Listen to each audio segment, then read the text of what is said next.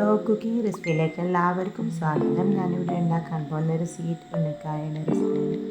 അതിന് വേണ്ടി ചെയ്ത് എന്തൊക്കെയെന്നൊക്കെ 2 നേന്ത്രപ്പഴം പഴുപ്പ് കുറഞ്ഞത് നല്ലവണ്ണം കഴുകി ക്ലീനാക്കി കട്ട് ചെയ്ത ശേഷം വെള്ളം പഴം മുങ്ങുന്ന രീതിയിൽ വെള്ളം ഒഴിക്കുക.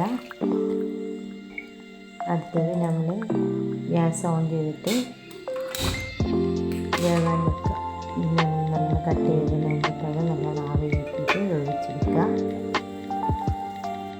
അധികം വേവാൻ പാടില്ല. ഇത് നമ്മളതിൻ്റെ ഫില്ലിങ് തയ്യാറാക്കുന്നതാണ് പഴത്തിൻ്റെ. അതിന് വേണ്ടി ചേർന്നിരിക്കാൻ തേങ്ങ ചിരവിയത്, ഏലക്കായ്, പഞ്ചസാര, kg നട്ട്സ് ഒക്കെ ഇട്ടിട്ട് നല്ലവണ്ണം പഞ്ചസാര മൂപ്പിച്ച ശേഷം ഇവിടെ ഫില്ല് തയ്യാറായിരിക്കുന്നു. അടുത്ത് നമ്മൾ വേവിച്ച പഴം എടുത്ത് നല്ലവണ്ണം പ്രസ് ചെയ്തിട്ട് അത് ചെറിയൊരു ബൗളാക്കിയിട്ട് അതിൽ ഇതിനാവശ്യമായ ഫില്ല് തയ്യാറാക്കി ഇതിലേക്ക് വെക്കുക. ബൗൾ പോലെ ഒന്ന് ഇട്ട് ഉന്നക്കായ പിടിച്ചെടുക്കുന്നു.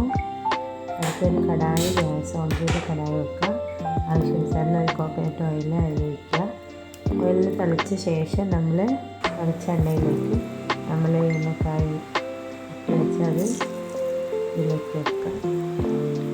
എണ്ണയിലിട്ടിട്ട ശേഷം നമ്മൾ ഗോൾഡൻ കളറാക്കി തന്നെ അത് കോരിയെടുക്കുക. സ്വാദിഷ്ടമായ ഉന്നക്കായ